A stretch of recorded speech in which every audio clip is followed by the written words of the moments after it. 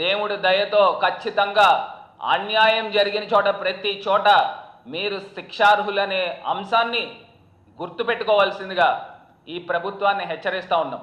ఇప్పటికైనా ప్రజలకి ఎట్లా మంచి చేయాలి, ఏం చేస్తే ప్రజల్లో మాకు మంచి పేరు వస్తుంది అనే దాని గురించి ఆలోచన చేయండి. అంతే తప్పితే ఒక ప్రైమరీ ఒపోజిషన్ ఏదైతే ఇవాళ ఆంధ్రప్రదేశ్ రాష్ట్రంలో జగన్మోహన్ రెడ్డి గారు he's the face, he's the voice of voiceless. ఆయన ప్రతిపక్షాన్ని అనగదొక్కి ఏదో రకంగా ప్రతిపక్షం లేకుండా చేసి మీరు పబ్బం గడుపుకుందామని అనుకుంటా ఉన్నారేమో. మీరు ఎంతైతే గట్టిగా కింద కొడితే అంత గట్టిగా బంతి పైకి లెగుస్తుంది. ఈ సింపుల్ లాజిక్ మర్చిపోవద్దు మీరు. ఇంకెంత ఉందండి, సంవత్సరం ఎట్లాగో కంప్లీట్ అయింది. అసలు సంవత్సరం అయిపోయిందని కూడా ఎవరికి తెలియట్లేదు. మరి ఈ సంవత్సర కాలము ఎలాగ అయిపోయిందో ఖచ్చితంగా రాబోయే 3-4 సంవత్సరాల్లో కూడా ఇట్లాగే జరుగుతుంది. ఖచ్చితంగా మళ్ళీ మేము దేవుడి దయతో ప్రజల యొక్క దీవెనలతో అధికారంలోకి వస్తాము. మీరు ఏదేదే అక్రమంగా అన్యాయంగా కేసులు పెట్టారో ఈ అన్నిటికి కూడా మీరు మూల్యం చెల్లించుకోక తప్పదని కూడా ఈ సందర్భంగా హెచ్చరిస్తూ, ఇవాళ మీ దగ్గర ఏమన్నా వాస్తవాలు ఉన్నాయనుకోండి, నిజంగా జరిగినాయి వాస్తవాలు ఉంటే బయట పెట్టండి. ఇప్పుడు దాకా ఏ రకమైన వాస్తవాలు బయట పెట్టకోకుండా ఏదో రకంగా తప్పుడు కన్ఫెషన్ స్టేట్మెంట్లు ఇప్పించే కార్యక్రమం చేస్తూ ఉన్నాడు. ఇప్పించి ఏదో రకంగా ఇప్పుడు నేను అడుగుతా ఉన్నాను క్లియర్గా, నేను ఇందాక మీకు రేజ్ చేసిన పాయింట్ ఏంటి, లిక్కర్ సేల్స్ ఆదాయం రూపంలో పడిపోతూ ఉంది, కానీ కేసుల రూపేణ అమ్మకాలు బాటిల్స్ కోట్లాది బాటిల్స్ పెరిగిపోతూ ఉన్నాయి. ఏంటి తేడా? ఇప్పుడు గత ప్రభుత్వంలో ప్రభుత్వం అమ్మిన బాటిల్స్ తక్కువ కానీ ఆదాయం ఎక్కువ. అంటే ఈ డబ్బంతా కూడా జగన్మోహన్ రెడ్డి గారు ఒబ్బిడిగా తీసుకొచ్చి ప్రజా ఖజానాలో పెట్టారు.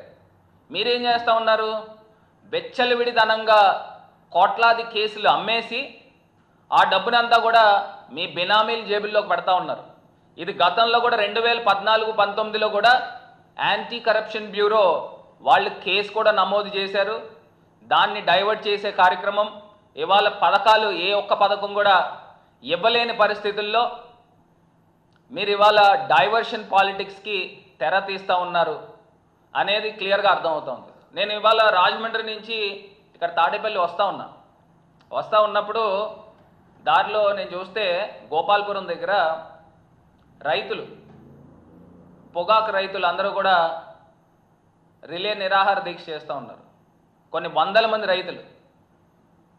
దానిపైన దృష్టి సారించండి. అదేవిధంగా ఆక్వా రంగము కుదేలైపోతూ ఉంది. అక్కడున్న రైతులందరూ కూడా రోడ్ల మీదకి వస్తూ ఉన్నారు. దానిపైన దృష్టి సారించండి. ధాన్యము, తడిచిపోయిన ధాన్యము, మొలకెత్తిన ధాన్యము ఇవన్నీ కూడా పాడైపోతూ ఉన్నాయి. రైతులందరూ కూడా గగ్గోలు పెడతా ఉన్నారు. వాటిపైన దృష్టి సారించండి.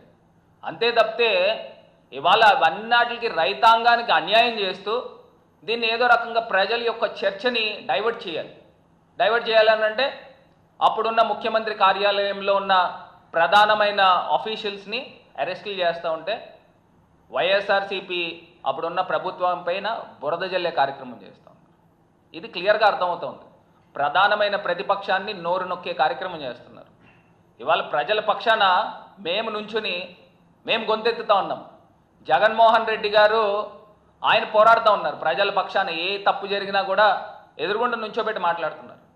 అసలు ఏం చేశారనండి? ఇవాళ నేను ఒకటే అంశం చెప్తున్నా. ఆ అమ్మాయి బాంబే నుంచి తీసుకుని వచ్చారు. ఇవాళ మొన్న వరల్డ్ ఎకనామిక్ ఫోరంకి వెళ్ళారు మీరు. వరల్డ్ ఎకనామిక్ ఫోరంకి వెళ్తే అక్కడ ₹1 కూడా పెట్టుబడులు తేలా. ఇదే చంద్రబాబు నాయుడు గారు, ఇదే వాళ్ళ సుపుత్రుడు, వీళ్ళందరూ కలిపి వెళ్ళారు. అప్పుడు ఏదైతే జిందాల్ స్టీల్స్ ఉన్నాయో మహారాష్ట్రతో 3 లక్షల కోట్ల రూపాయలు వాళ్ళు ఎంఓయూ చేసుకున్నారు, సజ్జన్ జిందాల్. మరి ఆ 3 లక్షల కోట్ల రూపాయలు మనకు రావాల్సింది కదా. అదే జగన్మోహన్ రెడ్డి గారు ఉంటే ఖచ్చితంగా వచ్చి ఉండేది. ఇలాగా ఆయన్ని మీరు టార్గెట్ చేయడం వలన మొత్తం ఇండస్ట్రియల్ ఫెటర్నిటీ అంతా కూడా ఎందుకు వచ్చింది, ఆంధ్రప్రదేశ్లో ఈ చంద్రబాబు నాయుడు వెండిక్టివ్ పాలిటిక్స్ చేస్తున్నాడని చెప్పి మొత్తం ప్రతి ఒక్కళ్ళు కూడా ముఖం చాటేసిన సందర్భం. ఇది మీకు క్లియర్ ఉదాహరణ కనబడతా ఉంది. ఈ రకమైన వెండిక్టివ్ పాలిటిక్స్ చరిత్రలో బాగుపడిన సందర్భాలు ఇప్పుడు దాకా లేవు. ఖచ్చితంగా దీని తాలూకా మూల్యము మీరు త్వరలో చెల్లించుకుంటారని కూడా ఈ సందర్భంగా హెచ్చరిస్తాం. ఇప్పుడు ఇవాళ సెంట్రల్ జైల్లో అక్కడ ఉన్న అధికారులను కూడా మారుస్తూ ఉన్నారు. వాళ్ళందరినీ కూడా కొత్త అధికారులు వేస్తూ ఉన్నారు. అంటే దీన్ని బట్టి ఏమర్థం అవుతా ఉంది, ఏదో రకంగా ఒక రాక్షస క్రీడ చేస్తూ ఉన్నారు. అంటే వీళ్ళ తాలూకా వాళ్ళని అక్కడ వచ్చిన అక్యూజ్డ్ని ఏదో రకంగా ఇబ్బందులు పెట్టాలి, ఏదో రకంగా థర్డ్ డిగ్రీకి గురి చేయాలని ఒక రాక్షస ఆనందం పొందుతూ ఉన్నారని అడుగుతూ ఉన్నారు. అసలు ఇప్పటికిప్పుడు మార్చాల్సిన అవసరమే ఉంది. అదేవిధంగా అప్పుడున్న ఐపీఎస్ ఆఫీసర్ పిఎస్ఆర్ ఆంజనేయులు గారిని అసలు ఏ రకంగా అరెస్ట్ చేస్తారండి? ఇంత దారుణమా?